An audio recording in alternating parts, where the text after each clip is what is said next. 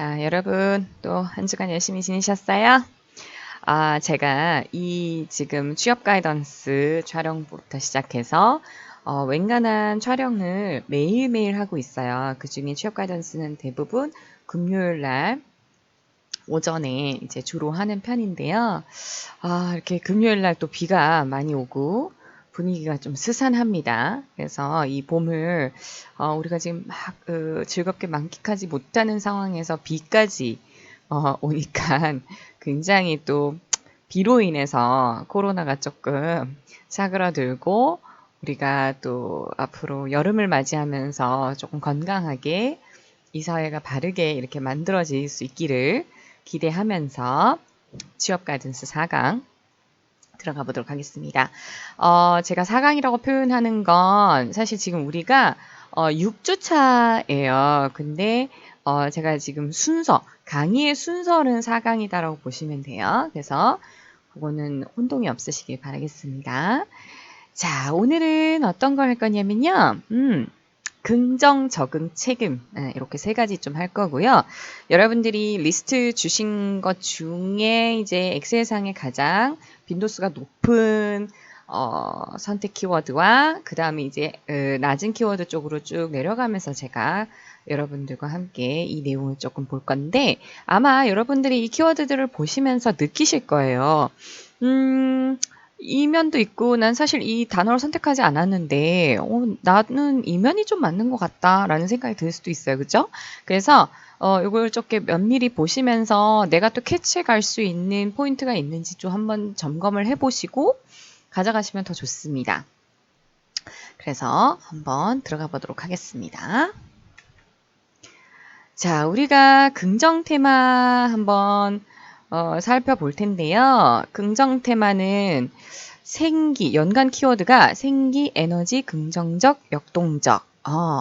칭찬에 관대하고 잘 웃고 주어진 상황에서 긍정적인 면을 찾는다. 함께 있으면 세상이 더 밝게 느껴지기에 늘 사람들이 좋아한다라고 표현하고 있습니다. 여러분들 특히 긍정을 선택하신 분들은 여기에 긍정하십니까? 사실 긍정이라는 단어는 굉장히 좋은 단어죠. 저도 굉장히 좋아하는 단어이긴 한데 이거에 대해서 알러지가 있는 사람들이 좀 있어요. 무작정 긍정적인 것을 싫어하는 사람도 있을 수 있습니다. 그죠? 지나치게 희망적이거나 허황되게 긍정적이거나 약간 뭐랄까 현실을 도피하고자 하는 긍정 요런 개념은 좀 아니다라고 보시면 되겠고요. 그랬을 때 긍정의 테마는 여기서 표현했을 때 아주 강점으로 가져갈 수 있는 굉장히 좋은 테마 중에 하나다라고 보시면 되겠습니다. 이렇게 긍정적인 마음이 없는 사람들에게는 삶이 단조롭고 무료하기 때문에 사실 좀 어깨가 무겁죠. 지금의 상황도 그렇고, 우리 친구들이 취업에 대한 고민, 취업을 한 뒤에 또 새로운 고민, 어떻게 살아갈지에 대한 고민, 여러 가지로 상당히 이렇게 좀 어깨가 무거워요. 그런데 이런 긍정의 테마를 갖고 있는 사람들은 어떤 양상을 보이냐면, 상대방을 굉장히 기쁘게 해주고요. 모든 프로젝트에 이렇게 좀 재미를 조금 부여하려고 하고, 성취할 때마다 축하도 해주고, 굉장히 활기차게 해주는 그런 어떤 성품을 갖고 있습니다. 그 긍정 테마의 핵심을 보면 금방 말씀드린 거네요. 그죠? 긍정 활력에 거부감을 느끼는 사람도 있어요. 그렇지만 사실 거부감을 표현하는 사람이 있어도 상처받지 않습니다. 네, 낙담하지 않아요. 그리고 이 말이 참 마음에 듭니다. 주어진 삶에 감사하고 어떤 장애가 닥쳐도 유머 감각을 잃지 않아야 된다는 신념을 가지고 있다라고 표현하고 있어요. 참, 요 정신력은 상당히 어렵습니다, 여러분. 여러분들이 이제 앞으로 삶을 살아갈 때 사실은 여러분들이 이 키워드를 선택하지 않았고 저도 테스트를 했을 때 긍정이란 테마는 나오지 않았어요. 그런데 제가 여러분들과 함께 이걸 하기 위해서 조금 면밀히 이걸 또 살펴보니까 상당히 괜찮은 중요한 어떤 키워드고 인생을 살아갈 때 이 키워드가 설사 내 속에 없더라도 늘 이렇게 생각하게 되는, 늘 마음을 먹게 되는 왜냐하면 이 부정의 늪에 빠지게 되면 우울함의 늪에 빠지게 되면은 사실 이제 질병 빼고요. 이게 나락이에요. 끝이 없어요. 특히 생각의 늪에 빠지게 되면 끊임없이 낙담하게 되고 부정하게 되고 자기를 부인하게 되고 이게 막 터널같이 빠져나올 수 없는 터널처럼 이렇게 빠지게 돼요. 그래서 특히 저도 겪어봤을 때 이렇게 젊을 때 특히 대학 시절에 특히 졸업할 때쯤 해서 그런 생각이 굉장히 많이 사로잡히거든요. 왜냐하면 길을 모르고 앞으로 뭘 해야 될지 모르겠고 내지는 가정 형편의 어떤 문제 여러 가지 복잡한 문제들이 있을 수 있는데 그걸로 인해서 낙담하게 되고 굉장히 부정적인 어떤 사고를 가지게 됐을 때 이거를 긍정으로 바꿔라 그런 얘기는 아니에요. 그렇게 할 수 없어요. 왜냐하면 이미 늪에 빠져 있기 때문에 헤어나올 수는 없습니다. 그런데도 불구하고 자기의 정신과 자기 어떤 생각과 이런 어떤 것들을 가급적이면은 연습을 하고 극복하기 위해서 그 상황을 벗어나기 위해서 어떤 의지를 가지는 것. 그것이 너무너무 중요한데 어렵잖아요. 그죠? 근데 여기 지금 나와 있는 것처럼 삶에 감사한다는 거. 주어진 삶이 어떠냐에 따라서 좀 다르겠지만 자기의 삶이 비참하고 남들과 비교했을 때 내지는 그 매체에서 나오는 그런 뭔가 화려한 삶과 비교했을 때 내가 굉장히 초라해지는 그런 것의 어떤 낙담이 아닌 나의 주어진 삶에 감사하는 것. 어떤 어려움이 와도 유머 감각을 잃지 않는 것. 이것이 굉장히 중요한 정신력 중에 하나인 것 같습니다. 참 어렵습니다, 여러분. 이제 여러분들이 인생을 살아갈 때 훈련되어질 때 요 긍정이란 테마가 그냥 내면 속에 꼭꼭 가지고 계세요. 이걸 버릴 수 없는 중요한 키워드 중에 하나인 것 같습니다. 자, 그래서 요 긍정 테마를 조금 살펴보시면 실행 아이디어들이 좀 있어요. 긍정 테마 실행 아이디어를 보시면 긍정적인 측면을 강조하는 역할을 수행할 때 빛이 난다고 표현합니다. 그래서 누군가를 가르칠 때 혹은 물건을 팔 때 또 경영자들, 리더들의 역할을 수행할 때 이제 상황을 굉장히 감격적으로 만들 수 있는 능력을 갖췄다라고 표현하고 있습니다. 활용을 잘 해야 되겠죠. 굉장히 열정적이고 에너지가 넘칩니다. 사람들이 용기를 잃거나 위험을 감수할지를 두고 망설일 때 이렇게 긍정의 테마를 가지고 있는 사람들은 잘 나아갈 수 있게끔 또 독려를 해준답니다. 시간이 지날수록 사람들에게 용기를 북돋워주는 본인의 모습을 이렇게 발견하게 되는데 이런 사람들은 본인이 지치지 않도록 좀 조심할 필요가 있겠고 친구와 동료들에게 동기부여하는 활동들을 잘 계획을 하는 사람이기 때문에 그런 어떤 이벤트나 뭐 축하 행사나 뭐 이런 것들을 잘 활용해서 그들에게 기쁨을 또 제공해주는 그런 좋은 역할을 해준다. 그런데 이런 열정이 사실 순진해서 마음이 순진하고 세상 물정 몰라서 그런 게 아니라는 사실도 좀 알려줄 필요는 있어요. 여러분들 지금 이게 5가지 테마잖아요. 그래서 긍정 테마와 더불어서 또 뭔가 개발 테마가 합쳐진다거나 뭔가 어떤 자기의 어떤 모습이나 포지션에 대해서 또 정확하게 알려줄 수 있는 그러는 역할을 할 필요가 있다라는 거 조금 기억을 해주시면 좋겠고요. 그 다음에 한번 볼까요? 사람들을 격려할 때 기쁨을 느낀다고 해요. 그래서 다른 사람에게 아낌없이 칭찬을 하고 좀 더 구체적으로 잘 표현을 해주면 좋고요. 또 감정을 구체적이고 실질적이고 또 개인적으로 잘 이렇게 감사와 인정의 표현을 이렇게 바꿔갈수록 훨씬 더 좋은 어떤 결과물이 나온다는 겁니다. 근데 긍정 테마 소유자도 마찬가지로 본인이 지치기 때문에 본인의 어떤 재능에 대해서 내지는 이런 어떤 관념에 대해서 좀 보호가 필요하긴 해요. 그래서 본인에게 시간을 투자할 필요가 있고요. 또 어려움에 대해서 신경 쓰지 않은 척 할 필요도 없어요. 그래서 모든 상황에서 긍정적인 면을 찾아내겠지만 부정적인 면을 뭐 외면한다거나 이거는 아니에요. 부정적인 면도 알고 있지만 낙관론을 유지하는 이유가 있다는 사실도 낙관론을 유지하는 이유가 있다는 사실도 누군가 상대방에게 표현해 줄 필요가 있고요. 현실에 근거했다는 사실도 막연하게 낙관적인 게 아니라 지금 현재 상황에 대해서도 잘 알고 있고 허황된 게 아니다라는 거. 우리 여기 지금 예시가 하나 있는데요. 그 게리라는 항공 승무원이 있는데 항공기에 탑승하는 승객이 아주 많기는 하지만 이 사람은 수년째 한두 명을 선정해서 특별한 시간을 만들어준다고 합니다. 물론 모든 승객에게 공손하게 하고 전문적인 서비스를 제공하지만 이렇게 한 가족이나 소규모 그룹이 왔을 때 작은 이렇게 게임을 해서 특별 대우를 해주는 그런 퍼포먼스를 보여주기도 하고요. 이런 자기의 어떤 좀 능력이나 어빌리티를 잘 이렇게 활용할 수 있는 사람이기 때문에 이런 것들을 잘 또 이용해보면 좋겠습니다. 그죠? 그 다음에 부정적인 사람 피해야 됩니다. 이런 사람들 만나면 낙관론에 대해서 혐오를 하기 때문에 끊임없이 부딪히게 돼요. 이게 답이 없는 평행선입니다. 그래서 부정론을 하는 사람과는 가급적이면 그 대화를 피하는 것이 좋고 이렇게 같이 열정과 유머를 이렇게 가지고 있는 사람과 함께 간다면 훨씬 더 시너지가 많이 난다라고 보실 수 있겠습니다. 그래서 긍정 테마가 강한 사람과 함께 일을 하는 경우에는 사실 상대방에게 많은 이렇게 생기를 불어넣어주고 또 에너지를 불어넣어주기 때문에 조직을 아주 긍정적이고 역동적으로 만들거든요.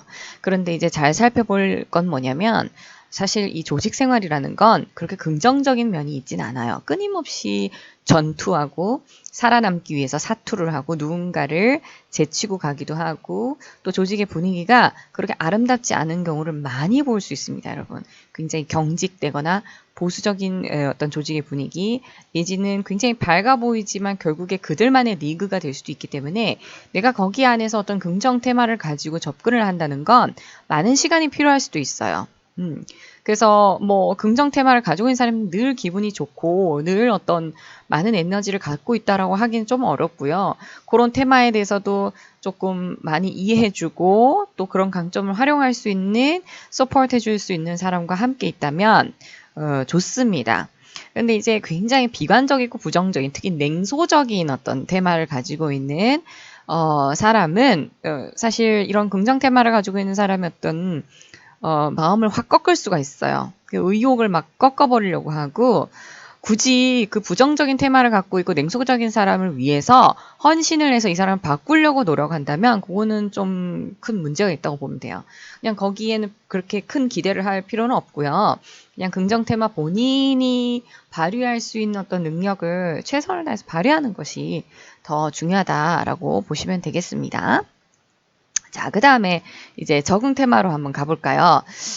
적응을 꽤나 많이 이제 골라주셨어요. 긍정 다음으로 꽤 많이 골라주신 테마 중에 하나가 이제 적응인데요.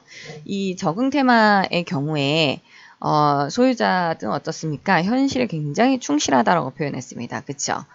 다양한 인생의 선택에 집중을 하는 편이고, 그렇다고 해서 계획 없이 산다는 건 아니에요. 이미 미래에 대해서 이게 종착역이 아니라 미래는 선택을 통해서 스스로 만들어간다라는 생각을 가지고 있는 사람들이에요. 그래서 예외 없는 상황이 발생하더라도 굉장히 유연하게 잘 대처를 하는 편이고, 분명히 본인이 계획은 있죠. 계획은 있지만, 매 순간마다 어떤, 필요에 따라서 또 거기에 대한 변화를 줄 수 있는 사람이다. 그래서 어떤 면에서는 내심 이런 변화를 고대하기도 하고요. 필요에 따라서 많은 일들을 또 동시에 신경 써야 할 때는 뭐 생산성을 잃지 않을 만큼의 재능을 가지고 있다고 보시면 됩니다. 그래서 이 적응 테마는 굉장히 사회생활 할 때 꼭 필요한 어떤 테마 중에 하나고요. 여기 예시들이 이제 나와 있는데 예시의 하나를 얘기를 좀 해드리자면 실행 아이디어에 들어가기 앞서서 우리 뭐 TV 프로그램 제작진들도 있고 프로젝트 관리자도 있고 기업 강사들도 있는데 기업 강사의 얘기를 한번 들어보면 저는 대부분의 사람들보다 제 삶을 잘 다룬다고 생각합니다. 지난주 누군가가 제 자동차 유리창을 깨고 자동차 스테레오를 훔쳐갔습니다. 이게 미국의 이야기다 보니까 그런 일들이 좀 있어요. 많아요. 물론 화가 났지만 그 때문에 하루를 망쳤다고 생각하지 않습니다. 깨진 유리를 치우고 사고에 대한 생각을 접은 저는 그날 해야 할 일을 바로 시작했습니다. 이 보세요. 이 사람은 자기의 어떤 사고가 어떻게 보면 좌뇌형 사고일 가능성이 높은데 굉장히 맺고 끊는 게 확실해요. 그리고 화를 내면 기분이 나빠질 뿐더러 달라지는 게 없다라고 생각하기 때문에 바로 전환하는 것이 굉장히 빠른 사람 중에 하나입니다. 그래서 다른 사람들이 일상적인 일로 화를 낼 때 진정시켜주는 역할을 잘 합니다. 그리고 이 사람한테 중요한 건 평판이에요. 그런 평판을 위해서라도 그런 역할을 잘 해준다. 다만 체계적이고 예측 능력이 필요한 일은 좀 피해야 필요가 있고요. 그러니까 이런 역할들은 쉽게 지치게 만들고 또 능력이 부족하다고 느끼게끔 만들기 때문에 상당히 독립성을 떨어뜨려요. 이 사람의 이 적응 테마를 갖고 있는 사람한테는. 적응이라는 게 단순히 어려운 상황에서 자신을 맞추는 거의 의미가 아니고요. 상황에 침착하게 지혜로운 방법을 모색해서 순조롭게 적응을 한다라는 표현입니다. 그래서 굉장히 좋은 어떤 의미를 가지고 있죠. 그래서 집중, 전략, 신념 테마가 가는 사람과 이렇게 장기 계획을 이렇게 하면은 상당히 또 괜찮은 어떤 성공을 갈 수 있다라고 표현하고 있습니다. 그 다음에 이제 지속적으로 변화하는 환경들이 있는데, 거기에서 본인의 어떤 다양성을 억압하는 어떤 지나치게 구조적인 작업은 하지 않는 것이 좋고, 본인이 조금 잘 수행할 수 있는 역할들을 찾아서 해주는 것이 좋은데, 특히 이 적응 테마는, 언론이나 생방송 TV 프로그램 제작, 응급진료, 고객 서비스와 같은 분야의 직업들을 고려한다면 상당히 좋습니다. 상황에 따라서 대응 방식을 세심하게 다듬어줘야 되고요. 창의성, 유연함, 재밌게 수행할 방법들을 조금 모색을 해서 이렇게 자기의 어떤 재능을 잘 적용할 수 있다면 좋습니다. 적응 테마가 강한 사람과 일을 할 때는 어떨까요? 융통성이 굉장히 뛰어납니다. 그래서 어떤 팀에 투입이 돼도 대부분 굉장히 가치 있는 성과를 만들어내는 사람 중에 하나다라고 보시면 되겠습니다. 그래서 즉각적인 행동이 필요한 단기 과제에서 가장 높은 생산성을 발휘한다라고 표현했는데, 이 직관성도 가지고 있는 어떤 특징을 지녔다라고 보시면 될 것 같습니다. 그래서 우리 세 번째 이제 responsibility 책임 테마입니다. 책임 테마로 한번 가보도록 하겠습니다. 우리 책임 테마는 우리 친구들이 좀 선택한 친구들이 꽤 있어요. 잘 한번 생각해 보세요. 평판, 책임, 보상 이런 키워드들이 좀 연관성이 있다고 표현하고 있어요. 그래서 책임 테마의 소유자는 하겠다고 마음을 먹은 일은 끝까지 책임을 집니다. 큰 일이든 작은 일이든 약속한 거는 반드시 이행을 해야 되고요. 이게 자기의 어떤 평판과 연관성이 있다라고 생각을 한답니다. 그리고 어떤 이유로든 책임을 만약에 이행을 못하면 자동적으로 상대방에게 보상하는 방법도 찾기 시작합니다. 사과로는 충분히, 사과받는 걸로는 충분하지 않다고 느끼고요. 변명하거나 합리화하는 건 절대 용납할 수 없는 그런 좀 고지식한 면을 갖고 있어요. 만회하고 보상할 때까지 직성이 풀리지 않는 성미고요. 그래서 이런 성실성이라는 키워드가 이 일을 아주 제대로 해야 되겠다라는 강력한 의식을 갖고 있고, 그래서 이런 윤리관 때문에 절대로 믿을 수 있는 사람이다라는 평을 되게 듣는 사람 중에 하나다라는 겁니다. 근데 이거는 이제 아주 극강의 어떤 예를 표현을 한 거고요. 사실 이제 조금 더 디테일하게 보면 책임 의식인 강한 사람들과 일하는 것이 대부분 좋아요. 이런 사람들은 그냥 주변에 책임이라고 눈꽃만큼도 없는 사람들과 옆에 있으면 이제 이 사람이 정말 힘든 거예요.